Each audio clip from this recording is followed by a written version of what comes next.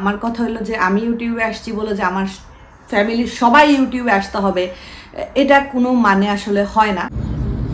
আসসালামু আলাইকুম, শুভ সকাল। আমরা এই যে রেডি হয়েছি, তাবিব তোষান স্কুলে যাবে, ওদেরকে রেডি করলাম, আমিও বের হব ওদের সাথে।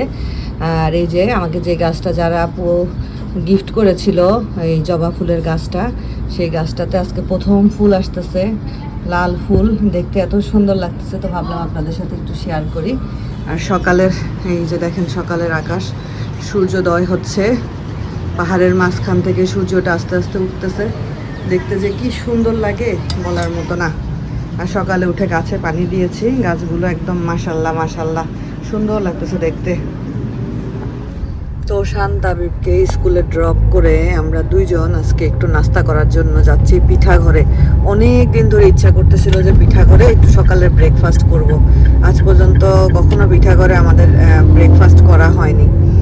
তো আজকের বাইরের আবহাওয়াটাও খুব বেশি একদম রোদ টোদ না, এখনো পর্যন্ত নর্মালি আছে।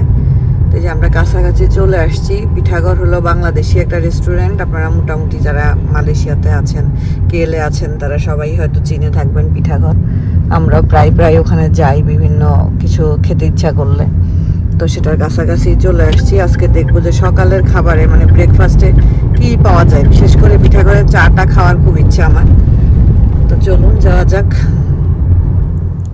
এই তো আমরা নাস্তা করতে চলে এসেছি, কিন্তু খুবই অবাক করা বিষয়, আমরা মানে বাংলাদেশি অধ্যুষিত এলাকায় এসেছি, সকাল 8:30 মতো বাজে, বাট অনেক রেস্টুরেন্টে এখনও নাস্তার কোনো ব্যবস্থাই হয়নি। পিঠাঘরে ঢুকলাম, বললো যে আরও হাফ অ্যান আওয়ার লাগবে, ওনারা এখনও নাস্তার প্রস্তুতি নেয় নাই। তারপরে তার অপোজিটে আলো ছায়াতে বসলাম, ওনারা যাক নাস্তা দিতে পারলো। কিন্তু সবচাইতে আফসোসের বিষয়, আমার খুব বাংলাদেশি চা খাওয়ার ইচ্ছা ছিল, কিন্তু সেটা পেলাম না। তো এই যে নাস্তা করলাম, এখন হলো ওনারা নতুন করে সকালে যেহেতু দুপুরে রাতের খাবার রিফিল করতেছে। এটা হলো গরুর মাংস, গরুর মাংসের কালারটা মাশাআল্লাহ সেরকম আসছে, কিন্তু চা পাইলাম না, বলে রং চা তো আমি খাবো না। ভাই এটা কি ডাল হালিম না? আমি এটা প্রথমে ডাল ভাবছিলাম, পরে দেখি হালিম, এটা হলো হালিম। তারপরে এখানে হলো ইলিশ মাছের তরকারি, এগুলো মনে হয় গতকালকে লেফট ওভার। এটা হালিম গো, হালিম। এটা একটা মাছের তরকারি, এটা বেলে মাছের তরকারি মনে হয়। আর ওইখানে ডিম দিয়ে খিচুড়ি, এটাও তো সকালের একটা নাস্তা, খিচুড়ি আর ডিম। এই মাছটা দেখে খুব লোভনীয় লাগতেছে, বেলে মাছ, ছোট ছোট বেলে। এটা ইলিশ, সরিষা ইলিশ, শুটকি, ও পেঁয়াজ মরিচ ভর্তা। হ্যাঁ এটা মজাই লাগে। এটা আমরা নাস্তা শেষ করে চৌকিট বাজারে আসছি, ফলের দোকানে। এখান থেকে আম নিলাম, আর এই আমগুলো দেখেন এক একটা কত বিশাল বড় বড়। আমরা এটা নিলাম, 1 কেজি নিলাম। দেখি, আমাদের খাওয়া হয় না ফল খুব একটা। আর এখানে হলো এই যে ফল বিশাল ফলের বাজার। এটা আমরা নর্মালি আসছি মুরগি কিনতে। এখানে এটাও কি, এটা কি জানি, এটা তো বুঝতেছি না। এই যে পেয়ারা নিবা? এই পেয়ারা নিবা? ভালোই তো মনে হচ্ছে যে।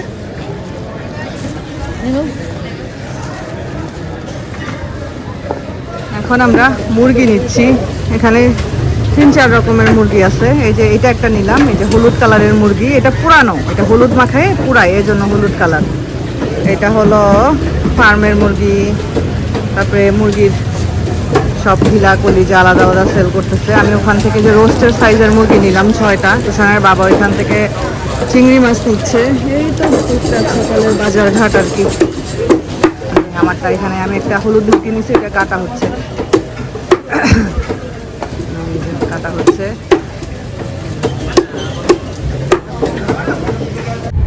বাজার ঘাট করে এসে গাড়িতে ওঠার সময় আপনাদের ভাইজান আমাকে বললো তোমার জন্য একটা সারপ্রাইজ আছে। আমি ভাবলাম ওমা, গাড়ি রেখে গেলাম, আসলাম বাজার ঘাট নিয়ে দুইজন, আর গাড়িতে আবার আমার কি সারপ্রাইজ। সে তো আমার সাথেই ছিল, আমার সাথে না থাকলে আমি বুঝতাম যে কিছু কিনছে আমাকে সারপ্রাইজ দিবে। পরে আমি বুঝতে পারছি, আমি বলছি কি সামান দিছে, সামান মানে জরিমানা। যেখানে পার্কিং করছে এখানে নর্মালি এরকম দেয় না, আচ্ছা কেন দিছে যাই হোক, অল্পের উপর দিয়ে বেঁচে গেছি। মানে 1 থেকে 7 দিনের মধ্যে যদি দেয় তাহলে 10 রিঙ্গিত, 8 থেকে 15 দিনে দিলে 20, 16 থেকে 30 দিনে দিলে 30, আর 30 দিনের উপরে হয়ে গেলে 50 বা 10 রিঙ্গিতের উপর দিয়ে বেঁচে গেছি আর কি। হালকা একদম কানের গোড়া দিয়ে গেছে। নাহলে বাজার করছি 150 রিঙ্গিতের না সামান খাইতাম 50 রিঙ্গিতের, কেমন লাগতো? মজাই মজাই। আমরা একটু টায়ার্ড, কারণ বাজার ঘাট করে এগুলা ক্যারি করাটা একটু কষ্ট হয়ে যায়, যেহেতু ট্রলি নিয়ে আসি নাই। ট্রলি আনলে হয়তো একটু ইজি হইতো। তো আমরা মুরগি নিলাম, একটু চিংড়ি মাছ নিলাম, ফলের মধ্যে আম আর পেয়ারা নিলাম, আর আমি একটু ডাব নিলাম। আমাদের ওইদিকে তো দোকানগুলোতে ডাবের দাম অনেক বেশি, তো এখান থেকে নিয়ে নিলাম। 5 রিঙ্গিত করে পাইছি, 2টা নিয়ে নিলাম, এই আর কি। সাথে একটা সামানও খাইলাম। যাক, গিয়ে দিয়ে দিও। 5 রিঙ্গিত 10 রিঙ্গিত ডাব আর 10 রিঙ্গিত সামান। তো 20 রিঙ্গিত পড়ে গেল। কেমনে হইলো তাইলে? হইলো কিছু? এটা কিছু হইলো? দরদাম করে মুরগির দাম 1 রিঙ্গিত করে কমাইলাম, সেও তো গেল। লাভটা কি হইলো? আমার আমও গেল, সালাও গেল। পিছনে জ্যাকেটটা হতো তোমার পিছনে দিতে হবে। আমরা তো সেই সকালবেলা বাজারঘাট করে আসছিলাম। আসার পর আমার আর আসলে ক্যামেরা অন করার সুযোগ হয়নি, কারণ অনেক টায়ার্ড ছিলাম। আসার পরে ফ্রেশ ট্রেশ হয়ে একটু রেস্ট নিয়েছি, তারপরে উঠে রান্না করেছি। রান্না করে দুপুরের খাওয়া দাওয়া করা হয়েছে। দুপুরের খাওয়া দাওয়া করে আবার বিকালে ঘুমাই গেছি, মানে খুবই টায়ার্ড লাগতেছিল আজকে। তো আজকে আবার রাশেদা ভাবি কি পাঠাইছে দেখেন। ভাবি হলো এই যে চিতই পিঠা বানাইছে, ভাবি চিতই পিঠা বানাইছে, আর সাথে হলো মুরগির মাংস। বাবা, শোন, দিব মাংস দিব? বলো। এটা কি? তুমি খাবে? তুমি খাবে এটা? খাবে? পিঠা খাবে? মাম্মি পাঠাইছে, খাবে? হেড করো কেন তুমি? পিঠা পিঠা খাইতেই চায় না। হ্যাঁ, নাও নাও, খাও। মজার খাবার দাবার। চা খাবা? হ্যাঁ আমি খাবো। একটু খাই চা। চা না খাইলে ভালো লাগতেছে না, কেমন জানি ঝিমানো ঝিমানো লাগতেছে। আজকে সারাটা দিনে ঝিমানো ঝিমানোতেই গেল। আজকে ভাবছিলাম একটু টুইন টাওয়ারে যাব, তাও হইলো না। মানে পুরা একদম কি বলে না, একটা লেজি ডে গেছে। লেজি ডে না, সকালে বাজার করা হয়েছে, এটা একটা ইম্পর্টেন্ট কাজ হয়েছে। ওইখানে এনার্জিগুলো সব চলে গেছে ওই বাজারের ওইটুক জায়গায়, আর এতগুলা বাজার নিয়ে হাঁটাহাঁটি ওইটুক জায়গাতে সব চলে গেছে। আজকের দিনটা সত্যি বলতে মানে কেমন করে যে চলে গেছে আমি টেরই পাই নাই। গতকালকে রাত্রে ঘুমাইছি অনেক লেট করে, রাত্রে ঘুমই আসতেছিল না। আমার মাঝে মধ্যে এরকম হয়, আম্মু মারা যাওয়ার পর থেকে মাঝে মধ্যে আমার রাত্রেবেলা দেখা যায় যে মানে কেমন জানি লাগে। এটা আসলে ফিলিংস তো বলে বোঝানো সম্ভব না, মানে খুবই অন্যরকম লাগে। আর হলো মানে অস্থির লাগে, ঘুম আসে না এরকম আর কি। দেখা যায় বাসায় সবাই ঘুমাচ্ছে, আমি হয়তো জেগে আছি, হয়তো সোফায় গিয়ে বসে আছি, না হয় বাইরে বারান্দায় গিয়ে বসে আছি, এরকম হয় আর কি। কি হয়েছে মা? একটু মুভ করতে হবে। আমার তাবিব আমার ক্যামেরার স্ট্যান্ড ঠিক করে দিয়ে গেল। যাই হোক, তো এই তো আলহামদুলিল্লাহ আজকে অনেকগুলো কাজ হয়েছে। বাজার করার দরকার ছিল, সেটা করতে পেরেছি। মানে অনেকগুলো কাজ হয়েছে, মাঝখান থেকে একটা জরিমানার লিস্টও পেয়েছি, যা কমের মধ্যে দিয়ে গেছে। নর্মালি এত কম আসলে দেয় না জরিমানা, দেখা যায় শুরুই হয় 50 রিঙ্গিত থেকে, যেখানে আজকে 10 রিঙ্গিতের উপর দিয়ে বেঁচে গেছি আর কি। বাজারের এলাকা তো ওইখানে কোনো জায়গায় লেখা নেই যে নো পার্কিং জোন। আচ্ছা রাখো, পরে দেখবো আম্মু, রেখে আসো, পরে দেখাবো। নো পার্কিং জোন কোথাও লেখা নাই, তো তারপরেও কেন এরকম ধরায় দিয়ে গেছে জানি না। যাই হোক, ব্যাপার না। তো আমি তো পরপর কয়েকদিন ভিডিও দিয়েছি, আপনারা দেখেছেন। আমার কাছে মনে হয়েছিল যে আমার কথাগুলো বলা উচিত, কারণ আমি আসলে সত্যি কথা বলতে খুবই বিরক্ত হয়ে যাচ্ছিলাম। আমি বলবো না যে আমার খারাপ লাগতেছিল, মন খারাপ হচ্ছিল, এই সেই না। মন খারাপ আমার আসলে এত সহজ বিষয়ে মন খারাপ হয় না। দুনিয়াতে বাবা মা দুজনই চলে গেছে, এই মন খারাপের চাইতে বড় মন খারাপ দুনিয়াতে আমার জন্য আসলে এই মুহূর্তে আর কিছু নাই। তো কে কি বললো এটা আমার মন খারাপ হয় না, বাট একটা জিনিস আমি খুব রিয়ালাইজ করি, মানে আমার জীবনের সবচাইতে বড় ভুল হয়েছে ইউটিউবে আসা। এটা আমি খুব বেশি রিয়ালাইজ করি। আর আরও সবচাইতে বড় ভুল আমি করছি আমার ভাবিকে ইউটিউবে নিয়ে আসা। কারণ আমি ভাবছি, তাবিব সাউন্ডটা কমাও। এটা আমি গতকালকে আমার ভাবিকেও বলতেছিলাম যে ভাবি, মাঝে মধ্যে মনে হয় যে তোমার মাথায় বাঁশ দিয়ে একটা বাড়ি মারি, তারপরে আমার মাথায় আমি নিজে একটা বাঁশ দিয়ে বাড়ি মারি।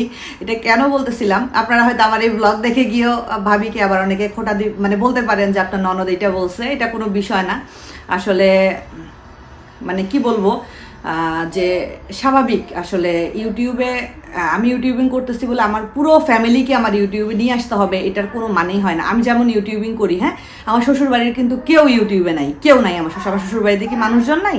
আপনারা হাতে গোনা কয়েকজন মানুষকে আমার ব্লগে দেখেছেন, তাও আমি কারো ফেস রিভিল করি নাই। কেন করি নাই? কারণ আমি চাই নাই আমার জন্য একটা মানুষ বিব্রত কোনো কিছুর মধ্যে পড়ুক। হয়তো বা চিনে দেখলো যে এটা আমার এই রিলেটিভ, আমার সেই রিলেটিভ, রাস্তায় দেখা হইলো, একজন এসে একটু এটা বললো ওটা বললো, মানে আমি জানি রাস্তায় দেখা হইলো সবাই সুন্দর কথা বলবে, তারপরে আমিও চাই না যে তারা এই বিব্রতকর অবস্থার মধ্যে পড়ুক। আর তারাও কেউ কখনো ইউটিউবে আসবে এটাও তাদের কোনো মন মানসিকতা বা তাদের ইচ্ছা ছিল না। এখন আমি চলে আসছি, আসার পরে তো একটা জায়গা যেহেতু তৈরি হয়ে গেছে, এই জায়গাটা ছেড়ে চলে যেতে তো একটু সময় লাগবে। থাকবো না এটা আমি একদম হলফ করে বলতে পারি যে না থাকবো না, কিন্তু এই জায়গাটা থেকে সরতেও তো একটু টাইম লাগবে, তাই না? এত বছরের একটা জার্নি, এটা সরতেও তো আমাকে একটু সময় লাগবে আর কি। আর আমার বাবার বাড়ি ধরেন, আমার বাবার বাড়িতেও কিন্তু আমার ফুফাতো বোনের একটা চ্যানেল আছে, ও তো মানে কালে ভদ্রে ভিডিও দেয়। ও এখন আলহামদুলিল্লাহ ওর একটা বিজনেস দাঁড় করাচ্ছে, লিমাস ড্রিম নামে ওর একটা পেজ আছে। ওর পেজে ও এইটা এবার ঈদ থেকে বিজনেস শুরু করেছে। ওর হলো শখের বসে, ওর হলো কোনো কিছুই না, ও শখের বসে দেখা যায় যে 1 সপ্তাহ পরে, 15 দিন পরে বা 1 মাস পরে একটা ভিডিও দেয়। এছাড়া কিন্তু আমার ফ্যামিলি, নানির বাড়ি, দাদির বাড়ি, আমার খালাতো ভাই মনে একটা চ্যানেল খুলছিল, কয়দিন কন্টিনিউ করে ভাইয়াও সরে গেছে। তো নাই আসলে এরকম কেউ নাই। তা আমার কথা হলো যে আমি ইউটিউবে আসছি বলে যে আমার ফ্যামিলির সবাই ইউটিউবে আসতে হবে, এটা কোনো মানে আসলে হয় না, এটার কোনো মানে নাই। তো হ্যাঁ, আমার ভাবি তার ফ্যামিলির অনেককেই চাইছে যে ইউটিউবে আসুক। ভাবি চাইছে যে তার ফ্যামিলির মানুষজন ভালো থাক, 2টা টাকা আর্ন করলে তারা একটু ভালো থাকবে। এটা একদম বাস্তব সত্য কথা। এখানে আসলে সত্যিটা আসলে কখনো হাজার চাইলেও সত্যিটাকে মিথ্যা করা যাবে না। সত্যি তো চাইছে, এজন্য ভাবি ফ্যামিলি মেম্বার আসছে। আর ভাবির নলেজ ছাড়াও ভাবির অনেক মানুষ আছে যারা ভাবির সাথে লতায় পাতায় এইভাবে জড়িত, তারা নিজেরা চ্যানেল খুলে নিছে। বললাম না যে চ্যানেল খোলাটা কোনো বিষয় না, এখন এগুলো সবাই পারে। আর ইউটিউবে সব টিউটোরিয়াল আছে, কিভাবে চ্যানেল খুলতে হবে, কিভাবে মনিটাইজেশন অন করতে হবে, কিভাবে কি করতে হবে, সব আছে। কিন্তু আমার কথা হলো যাক, তারা চ্যানেল খুলুক, তারা চ্যানেলে যা খুশি তাই করুক, যেটা ইচ্ছা তাই করুক, তারা ব্লগিং দিক, তারা কোনো অন্যরকম ভিডিও দিক, তারা ঝগড়াঝাটি করুক, যেটা ইচ্ছা সেটা করুক, আমার তাতে দেখার কিছু নাই। কারণ তারা আমার ফ্যামিলি মেম্বার না। আমার ফ্যামিলি হলো আমার শ্বশুরবাড়ির ফ্যামিলি, আমার বাবার বাড়ির ফ্যামিলি, এরপরে তারা কিন্তু আমার ফ্যামিলি মেম্বার না।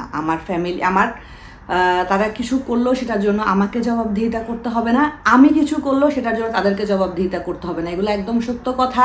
কারো যদি খারাপ লাগে, কারণ আমি বলেছি না যে আমি অনেক চুপ থেকেছি, আমি অনেক সাফার বলবো না, আমি অনেক শুনেছি আপনি চ্যানেল খুলে দিছেন, আপনি এই করে দিছেন, আপনার জন্য আজকে ইউটিউবে এই অবস্থা, আপনার জন্য সেই অবস্থা। না রে ভাই, আমি কাউকে চ্যানেল, ভাই বা আপু বোন যারাই হন, আমি কাউকে চ্যানেল খুলে দেই নাই। হ্যাঁ, চ্যানেল খোলার পরে যখন কেউ মনিটাইজেশন অন করতে পারতেছে না, যখন মনিটাইজেশন অন হয়ে গেছে, তার আর্নিং হচ্ছে, বাট ব্যাংক অ্যাকাউন্ট অ্যাড করে সে আর্নিংটা তুলতে পারতেছে না, এই সব হাবি যাবি, কারো চ্যানেলে কতদিন পরে মনিটাইজেশন চলে গেছে। কারণ আমার হাজব্যান্ড যেহেতু আইটি সেক্টরে আছে, তাকে আমি বলতামও না এটা কার চ্যানেল, সে বলতেও পারবে না যে কার চ্যানেলের কাজ সে করে দিছে বা কার চ্যানেলের জিনিসটা সে ঠিক করে দিছে। আমি বলতাম যে শুধু এটা মানে আমার পরিচিত সার্কেল না, এরকম পরিচিত সার্কেল ছাড়াও অনেক চ্যানেলের কাজ সে করে দিছে।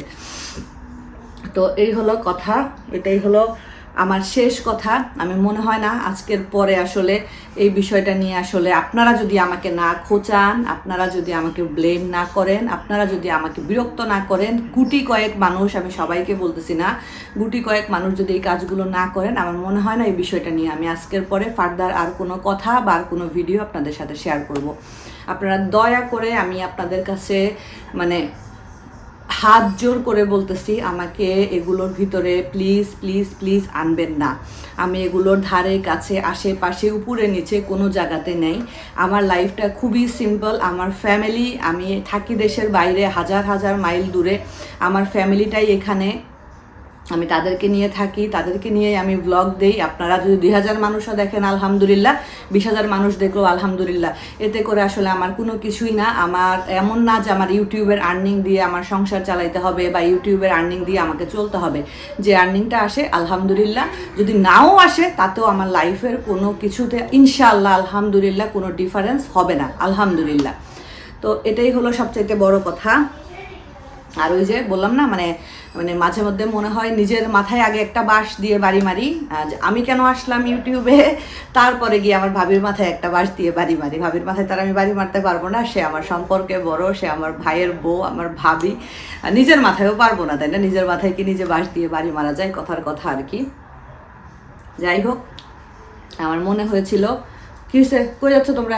আমি যাচ্ছি, ওই যে নিচে যাই। আরো ও এমনি হ্যাঁ, না না আমার কিছু লাগবে না। তো এই হলো অবস্থা। যাই হোক, আপনারা সবাই ভালো থাকবেন, আমাদের জন্য দোয়া করবেন। তোষান, কিসের জন্য আসছো মা এখানে? আমি কথা বলতেছিলাম তো, কিছু বলবা? আসো, কাছে আসো। সে একটা ড্রয়িং করছে, সে একটা কি আঁকছে, ড্রাগন আঁকছে।